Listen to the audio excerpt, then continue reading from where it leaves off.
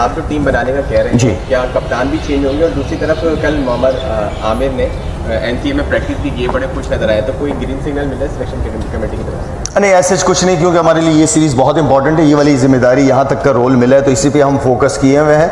और जहाँ तक देखें, मैं जिस कुर्सी पे बैठा हूँ, मैं ये समझता हूँ अगर मैं यहाँ पे इंसाफ नहीं कर पाया तो मैं ज़्यादती करूँगा। ये जगह इंसाफ की है, हमें मेरिट के ऊपर लड़कों को चांस देना चाहिए। और ख़ास तौर पे इंसाफ मैं ये समझता हूँ कि ग्रास रूट लेवल पे बहुत इंपॉर्टेंट है। बहुत ऐसे टैलेंटेड बच्चे हैं जो ज़ाया हो जाते हैं, जिनकी परफॉर्मेंसेस कम होती हैं वो टीम में होते हैं, जिनकी अच्छी परफॉर्मेंसेस होती हैं वो साइड पे हो जाते हैं। तो मैं अपने होते हुए ये चीज़ तो बिल्कुल भी नहीं होने दूंगा इंशाल्लाह। और बाकी यह है कि कल हम और हेड कोच एंड देन कप्तान कल आएंगे, ग्राउंड आएंगे, पिच देखेंगे, सारी चीज़, एंड देन फिर उसके बाद हम टीम डिस्कस करेंगे। देखिए, मेरा हमेशा से बिलीव है, अगर मैंने खुद स्ट्रांग होना है तो मैं अपनी पावर को हमेशा अपने सिलेक्शन कमेटी के जितने भी मेंबरान्स हैं मैं उन तक लेके जाता हूँ। मैं अकेला कभी भी शोर चलाने की कोशिश नहीं करता। पावर शेयरिंग से आप खुद पावरफुल होते हो, और ये टीम गेम होता है, ये टीम, ये ट्रस्ट है मेरा। मुझे अपनी सिलेक्शन कमेटी पे एक ट्रस्ट है कि हमें ट्रस्ट डेवलप करना पड़ेगा। इसी ट्रस्ट को हम अपने कप्तान तक लेके जाना चाह रहे हैं, पाकिस्तान टीम की मैनेजमेंट तक लेके जाना चाह रहे हैं कि वो हमें उन पे ट्रस्ट है, उन्हें हम पे ट्रस्ट होना चाहिए। और हर बंदा अपने डोमेन में रह के जब काम करेगा तो इंशाल्लाह चीज़ें खुद ब खुद ईजी हो जाएंगी। मेरे ख्याल में एक नई अपॉर्चुनिटी क्रिकेट बोर्ड की तरफ से मिली है, और आई नो कि हर एक अपॉर्चुनिटी की अपनी एक डिमांड होती है। मुझे अपनी जिम्मेदारियों का बिल्कुल पता है। एक नई, बिल्कुल टोटली नई चीज़ है मेरे लिए। और अच्छी बात यह है कि टीम, मेरे पास एक्सपीरियंस टीम है, जो कि डोमेस्टिक लेवल पे भी सिलेक्शन कमेटी के मेंबर रज़ाक, राव और हारून भाई का काफ़ी ज़्यादा एक्सपीरियंस है। तो ऐसे कोई प्रॉब्लम तो नहीं नज़र आ रही। लेकिन जो चीज़ें मुझे नज़र आ रही है, वो सबसे बड़ा जो प्रॉब्लम मैं समझता हूँ वो कम्युनिकेशन गैप की जो है वो मुझे बहुत नज़र आया है। डॉक्टर्स की communication, then management, and then फिर प्लेयर्स के साथ जब मैंने इंडिविजुअल 1-to-1 बात करना शुरू की तो मुझे बहुत सारी प्रॉब्लम्स नज़र आई, जो कि नहीं होनी चाहिए इस लेवल पे, क्योंकि एक पीसीबी एक बहुत बड़ा इदारा है। और मैं ये समझता हूँ कि अगर हर आदमी अपने डोमेन में रह के काम करेगा तो काम अच्छे भी होंगे और सही भी होंगे, और हर बंदे को अपनी ज़िम्मेदारी का एहसास होगा।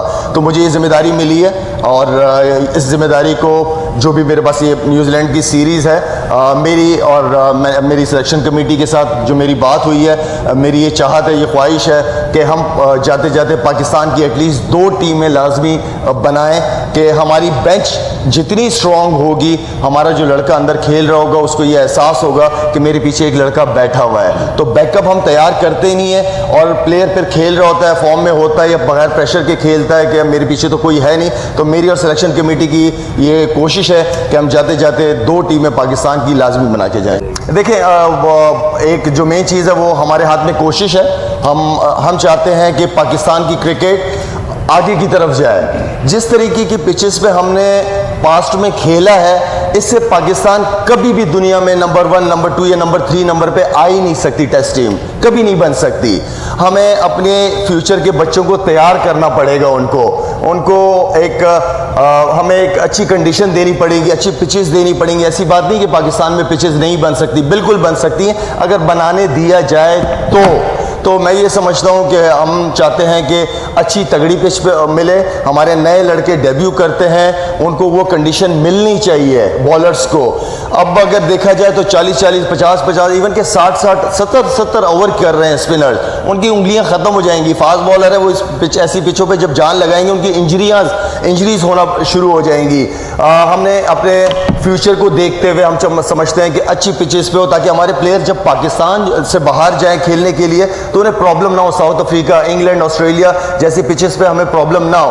तो हम फ्यूचर को देखते हुए, इस चीज़ को मद्देनज़र रखते हुए कि हमें एक अच्छी पिच पे खेलना चाहिए, एक बाउंसी अच्छा ट्रैक जिस पे बॉलर्स भी इंजॉय करें और बैट्समैन अपनी बैटिंग को भी इंजॉय करें। जो आप लोगों ने सिलेक्शन के फ़ख्र का और उसका कहा, जो मैंने आप लोगों को शुरू में बात की है कि कम्युनिकेशन गैप की वजह से मैं खुद 1-to-1 या सिलेक्शन कमेटी ने हमें कहा हमें कि 1-to-1 प्लेयर्स के साथ रब्ता होना चाहिए। तो इसलिए हारिस सुहेल और फ़खर जमान के साथ हमने डायरेक्ट कांटेक्ट किया कि हमें ये बातें पता चल रही हैं आपके मुतालिक, अगर आप फिट हैं तो हम खुद आ रहे हैं आपका टेस्ट लेने। तो हमने टेस्ट लिया उनका, अल्हम्दुलिल्लाह वो डिज़र्व करते हैं, उन्होंने पास में बड़ी अच्छी परफॉर्मेंस। हारिस सुहेल की अगर मैं बात करूं तो आउटस्टैंडिंग परफॉर्मेंसेज रही हैं उसकी, 46 45 की उसकी ओडीआईज की एवरेज है पे 54, डोमेस्टिक क्रिकेट, यूटिलिटी क्रिकेटर है, स्पिन करता है साथ में बॉलिंग। तो ऐसे प्लेयर को हमें बिल्कुल इग्नोर नहीं करना चाहिए। अगर शर्जील खान भी वापस आया तो उसकी अच्छी परफॉर्मेंसेज की वजह से होता यह है कि हम एक प्लेयर को डेवलप कर देते हैं एंड देन फिर भूल जाते हैं उसको, फिर नए की बात करते हैं कि नया टैलेंट। हमने अगर किसी प्लेयर पे इतना इन्वेस्ट किया है तो वो प्लेयर को ठीक है वो जाए डोमेस्टिक क्रिकेट में, अपनी अच्छी परफॉर्मेंसेज करें, अपने फिटनेस लेवल का ख्याल रखें और वो बिल्कुल वापस आएंगे। तो मेन चीज़ ये है क्योंकि देखें हम भी टीवी पे मैच देखते हैं, जिस तरीके की क्रिकेट, जिस तरह की पिचेस पे क्रिकेट होती है, ना आपका क्राउड आता है, ना हम इवन के इंजॉय कर रहे होते हैं क्रिकेट देखना। तो मेरे ख्याल में एक्साइटमेंट होनी चाहिए। सिर्फ ये बात करूंगा कि कम्युनिकेशन गैप बहुत ज़्यादा है और अल्हम्दुलिल्लाह क्योंकि हारून भाई की एक्सपीरियंस की वजह से काफ़ी अरसे से हैं तो हमें काम चीज़ें मैनेज करना ईजी हो रही हैं। असल चीज़ ये है कि सिलेक्शन कमेटी के अगर चेयरमैन कोई भी, मैं हूँ नहीं हो, जो भी है, वो एटलीस्ट प्लेयर्स के साथ 1-to-1 खुद कांटेक्ट में रहे ताकि उस तक इंफॉर्मेशन बिल्कुल सही मिले।